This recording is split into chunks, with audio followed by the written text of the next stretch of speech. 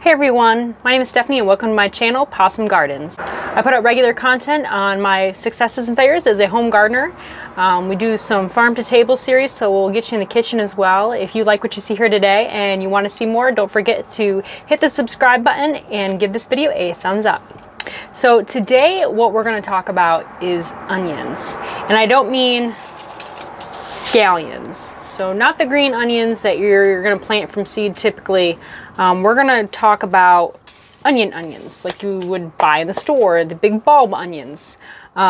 So there are a couple of different ways that you can grow onions. So the first way would be to actually grow them from seed. If you're going to grow them from seed, you need to start them indoors and start them early so that by the time you are ready to plant outside, you have enough time for your onions to mature. At least this is true for me, who lives in Western Pennsylvania, so I'm a little bit further north. We don't have the long growing season that the people that down in the south do. The other way to grow onions is to order onion plants, which is what I have actually done here. So all this is somebody started their seeds for me, basically. They'll ship them to you like this. So no bulbs have really formed yet. It's got the roots and it's got a little bit of, it kind of looks like chives on top. So the little green tops have started. So what they've done is they've just dug up these plants after they've planted them from seed and then shipped them.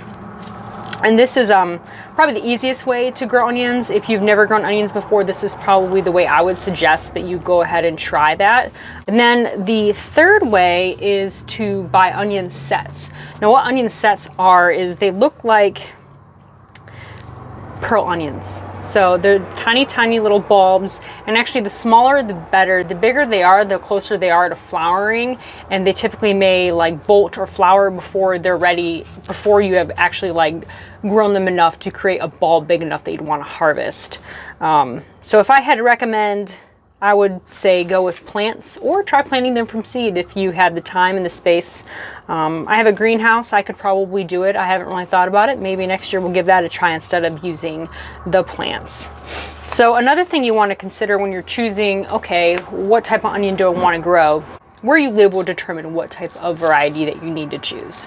So the long day variety, it needs about 14 to 10 hours a day at least of sunlight in order to set the bulb. So these are typically what you'd want to use if you live in the north. And the way that they kind of define that line of north and south for onions, at least, is called, it's the 36th parallel. So if you look at a map, this is typically going to fall somewhere between the border between Kansas and Oklahoma. If you're looking at the eastern half of the United States, if you think about the state of Tennessee and were to draw a line kind of through Knoxville and Nashville, anything north of that would be where you would grow long day varieties. Anything south of that imaginary line is where you would grow a short day variety. Now a short day variety, it needs equal parts of sunlight and darkness. So you're going to want to grow those in the south. So the day neutral variety can grow in either the south or the north. It doesn't have as strict of the light requirements in order to set the bulb. Now what I have here is my red variety I chose this year is the Red Wing Hybrid.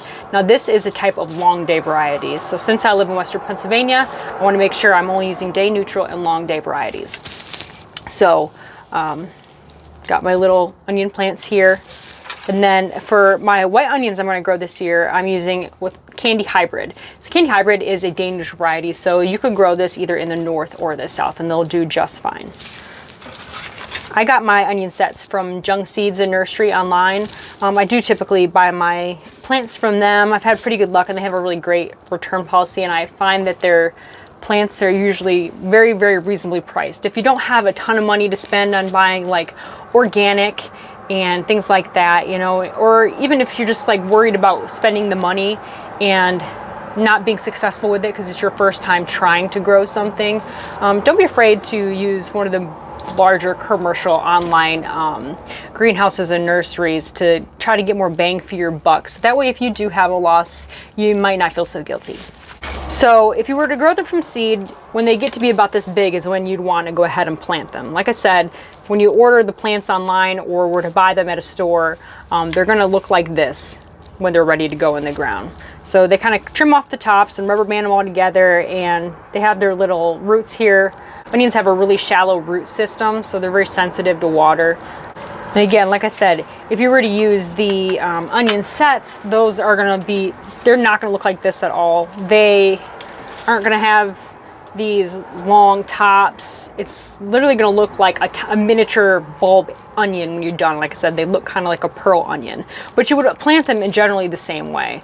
You're gonna always plant your onions with your root side down, your top side up. If you're looking at an onion set, you know, it's kind of got a pointy end and then the flat end. You're gonna wanna make sure the flat end goes down and your pointy end goes upwards.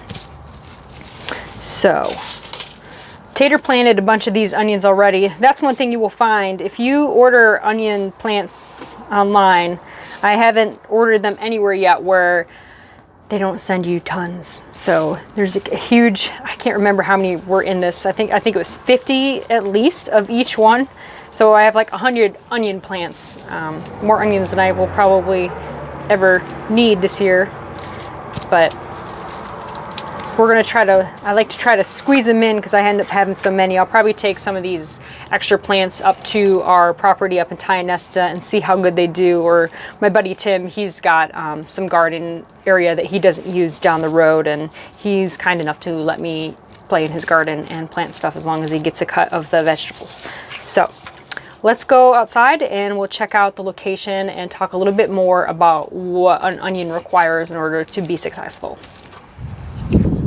So this is the area where we're going to plant them. Here's kind of an idea. So I got a big long bed here. I've got my raspberry plants down at the end and my giant rhubarb plants that are in need of harvesting.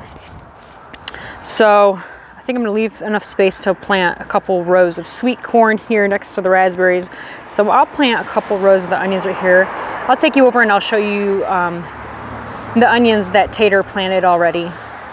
Give you an idea of the differences between people who plant onions. So Tater really squeezes his onions together. There's just so many in that rubber band, I think he feels like he has to plant them all. They'll turn out pretty good though. He planted these ones about 3 to 4 inches apart, but the rows are a lot closer than I would do. Those rows are probably only 6 inches apart. I'm gonna plant the ones up there closer to maybe 8 to 10 inches apart, just to give the onions enough space to really grow. As you can see, we mulched them in. One thing to remember about onions, like I said, they have a really shallow root system, so they dry out really well, and you want to make sure that they're getting enough water and staying moist. If you want a sweeter onion, actually, the more you water your onion, the sweeter it will be. The other key thing about choosing a site for your onions is making sure that the soil is very loose. You don't want any tough spots, or clay and things like that. You want it to be nice, good, loose soil so that the bulb isn't going to have any issues spreading out. So you can see how loose this is. I've got mushroom compost that I worked into the soil already, so it should have a really good base of fertilizer for the onions to grow. We'll go ahead and we will get these planted. So each onion will only be about 3 to 4 inches apart from each other, but the rows themselves are a little bit further apart than what you saw over there. So closer to 8 inches apart. And we'll just stagger them back and forth.